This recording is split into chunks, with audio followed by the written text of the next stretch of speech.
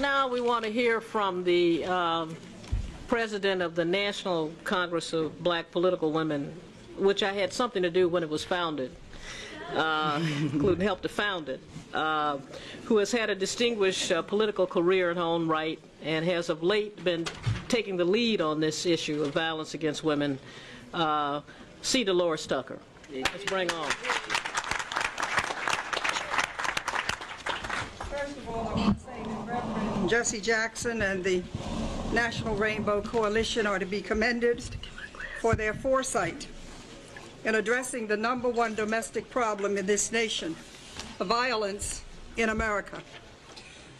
The National Political Congress of Black Women is a nonprofit, nonpartisan organization created in 1984 at the suggestion of Reverend Jackson at the 1984 Democratic National Convention to empower African American women economically and politically.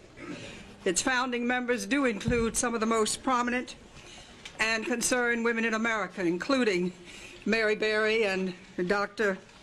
Dorothy Height, our mayor of this city, Alexis Herman, Dr. Gloria A. Toot, Jewel Jackson McCabe, Reverend Willie Barrow, Congresswoman Maxine Waters, Eleanor Holmes Norton, Curtis Collins, and Congresswoman Barbara Rose Collins.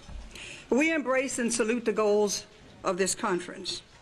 Today we have all come together to join forces to address the issue of violence in the nation. A violence which has decimated our communities, devastated our families, and destroyed the souls of so many of our youth. It is imperative that we stop the agendas that are not too relevant as this, that we stop pondering over the issue of space exploration, that we stop debating whose diary we should publicize, that we stop arguing over what choices each lifestyle has. For today we must be serious about this serious situation, this plague, this death to our society. Our greatest fear right here in America is not from hurricanes or earthquakes, not from disease or war, but from violence one against the other. We must understand clearly that violence comes in many forms and is acted upon by many sources. Whether we are talking about physical violence, spiritual violence, economic violence, or sexual violence, the end result is the same: the destruction of human life. Enough is enough.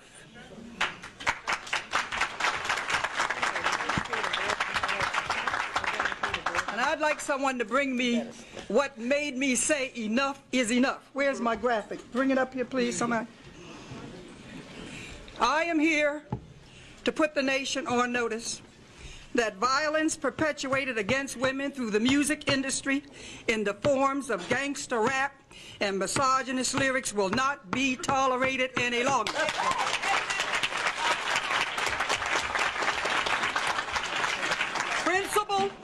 Principle must come before profit. A year ago, I established the National Political Congress of Black Women's Entertainment Commission, headed by Dionne Warwick, Melba Moore, Terry Rossi of Billboard magazine, and Vaughn Alexander, our director.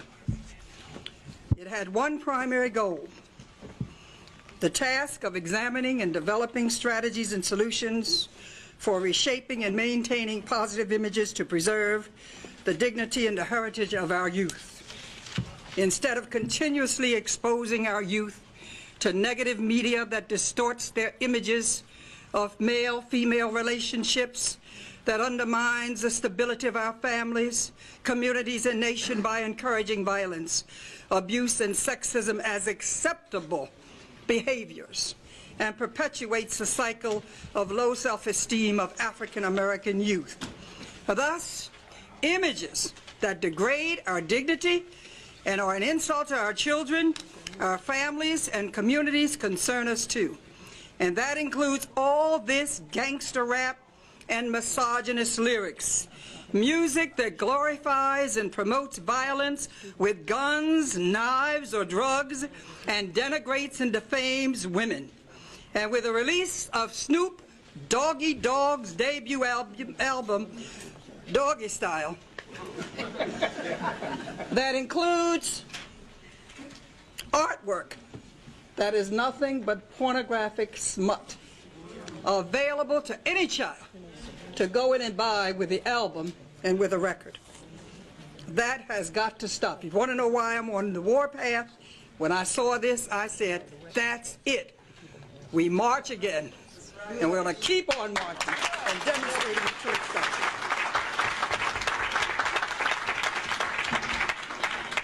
For 400 years, profit came before principle, as black women bore the brunt of slave masters' degradation. But even through the Middle Passage, the peculiar institution of slavery, the spirit of black women and their families could not be broken. Today, however, through the lyrics of rappers who display no respect for women, no respect for families, and little respect for themselves, the souls of our sisters are being destroyed, and so too their progeny. All of us have watched as the industry have grown. We have watched not really knowing, not really understanding, not first realizing the damage that is inherent in what some thought were merely words. Now we see the direct and indirect effects. We see the rise in murders, in abuse, in batterings, teen prostitution, and teen suicide. We hear the wailing mothers, the grieving sisters, the tormented brothers and fathers and children planning their own funerals with pink dresses and pink caskets. We feel their hopelessness and helplessness, and we embrace their pain. Yet in the midst of these tragedies, others still want to argue about the First Amendment right to freedom of speech, a freedom they have embraced to call African American women hoes and bitches and sluts and even worse. As I see it, there are three things wrong with gangster rap and misogynist lyrics. It is obscene, it is obscene, it is obscene.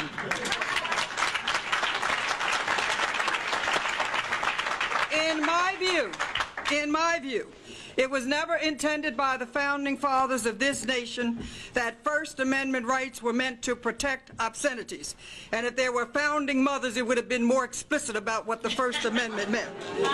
Obscenity, I'm not sure I know that part. Obscenity has long been an exception. Obscenity, and we have the Attorney General here, I believe it's right. Obscenity has long been an exception to free speech.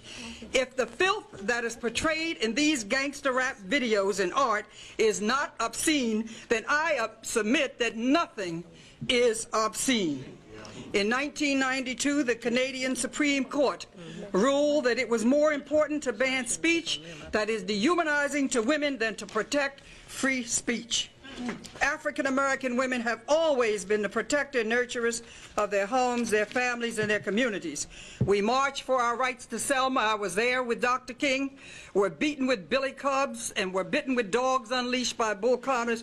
We will not tolerate injustice and insults from our worst enemies then, and we sure ain't going to accept insults from our youth now. All right. Okay. Although the MPCBW condemns the actions of those young people who produce such music, we also realize that we must provide other channels for them to use these multiple talents they have in a positive and wholesome way. After all, they are not the root causes of the complex socioeconomic forces that are manifested in such vile entertainment. Those problems were there long before many of them were born. Those problems must be addressed if the communities that produce those gangster rappers are to survive and thrive.